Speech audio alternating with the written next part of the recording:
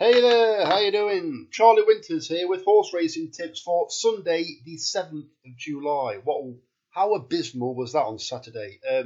The races were abandoned, but even the horses that ran for us ran either poorly or extremely odd.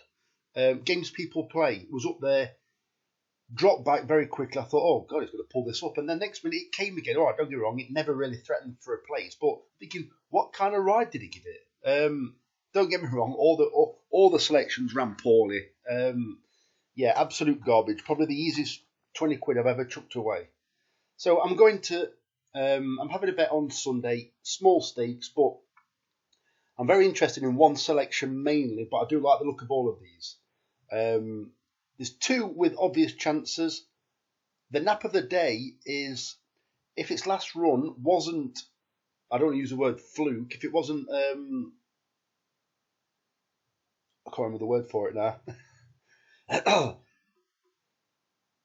And the final selection is a big price. I haven't took the price because I think it should be bigger than what it is. So let me get into it because I don't want to keep you time. So what I've gone for is, because they're not huge prices apart from one of them, I've spent a fiver.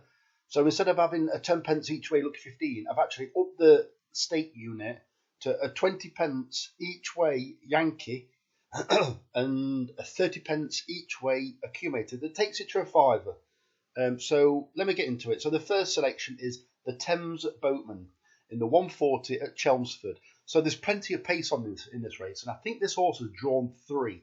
This horse over 6 furlongs normally comes from behind, and I think with the rapid pace, don't get me wrong, I don't like horses coming from behind at Chelmsford. I would sooner, probably no matter what the pace normally, than beat towards the forefront. However, I am happy with this horse with a low draw. Granted, the fast pace. The fast pace comes from the favourite and also Night Earth or Night on Earth. I'm not sure what it's called. Hopefully, they should take each other on. There's also another horse that's running well that likes to race prominently, as in like nearly forcing the pace. So it's got to be a true pace. If it is, I think the Thames Boatman could pick them up, hopefully pick them up and score, or at least get a place. It's 9-2 on Sky there, and I think it's 11-2 on Bet365. I could be wrong, but that's roughly what price it is. But I've left it because hopefully it could drift. The second selection is the big price of the day. It's Betty's Bell in the 145 at Market Raisin. Well, I looked at the first two in the betting, and they were relatively short, but I do think there's a third place up for grabs. What takes that third place is quite head scratching, because there's so many horses that could sneak into the place, but you're going back a long time for the form, and it's like, really? So, and this is another one where I've actually, right, it's one of the horses where I think it could show a bit of form. So it's got an experienced jockey on it. It's Tristan Durrell. Am I a fan of the jockey? Not particularly, because when I backed him for the Skeltons, he'd never really done anything. But he's a very experienced apprentice jockey, whereas some of them in this race aren't.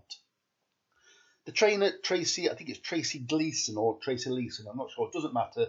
So this horse last summer was running. The form of this horse last summer running for Ben Pauling, this horse would be favourite. But it's gone a bit wayward since then. But I do think one of the reasons is, generally, for Ben Pauling, this horse used to run 2 miles 7 furlong or 3 mile, but it always raced prominently and ran well. The horse, since it left Ben Pauling, has basically been held up over the similar kind of distance, or sometimes even a bit shorter. And I don't think that's really helped. So it's 2 reappearance runs this season. On its reappearance run this season, it led. Don't get me wrong, it ran okay, but nothing fantastic. But how it ran gives it half a chance of getting third place. It could have been unfair, so hopefully it improves again. Its last run, unfortunately, it was bumped and then jumped the first hurdle up and fell. So you've always got that. I never liked backing horses when they fell the previous time. But let's see what happens. It's currently 16-1. For me, it's got to be that or bigger. And I think it's got a chance. I would preferably not want to see it leading. I'd like to see it in about 3rd or 4th place. We know it stays. Originally, I was trying to look for an angle to back. I can't remember the horse now, but it's ridden by Philip Armisen. It's a 12-year-old. It's been chasing, but it has got a bit of form over hurdles. But that was 2 years ago, and 2 years ago for a 12-year-old, I'm sorry, I can't quite go. I can't quite go for that one. So I've gone for Betty's Bell, and I think it's got a bit of a sneak. It's not a confident bet, by the way. The third selection is Sir Alex Ferguson owned Road to Wembley. It's also trained by the first selection's trainer, Richard Hughes, the Thames boatman. So Richard Hughes hopefully could get a double by 2:15, hopefully.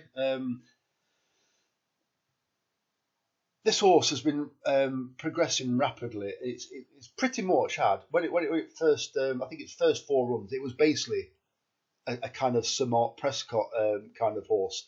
It was run over 7 furlongs when it absolutely didn't want that kind of distance.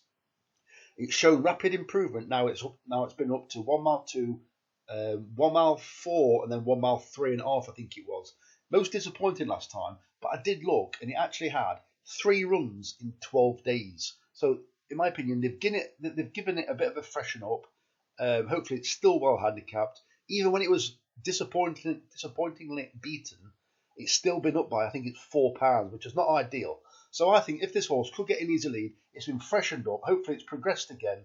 And I just think Sir Alex Ferguson, he's got some very good horses, both on National Hunt Flat and National Hunt and on the flat. For this horse rated 76, I'd expect him to carry on improving. I do think Richard Hughes is very good when the prize money is quite high. And finally, the nap of the day, but it's got question marks over it. Right, you will realise, those regulars of the channel will realise that I've tipped this horse recently. It's called Gaiety Musical in the 2:45 at Chelmsford. So I tipped this horse and napped it when it was a 66-1 chance, and I did also advise it to be backed on Bet365 for 5 places. Well, it came 7th. This horse has got by far the best Racing Post rating in the race, but I don't know if I can't remember the word. It's not fluke. It's and I'm sure you're not going to wait until I've thought of the word. So I think this horse, if this horse gets an easy lead, if that form last time was genuine, I think this horse will be very difficult to beat. The favourite, the Roger Varian trained horse, came from a long way behind last time, and it's drawn 1. If it goes for the same tactics, it could get a long way behind again. The favourite could, and leave itself with too much to do.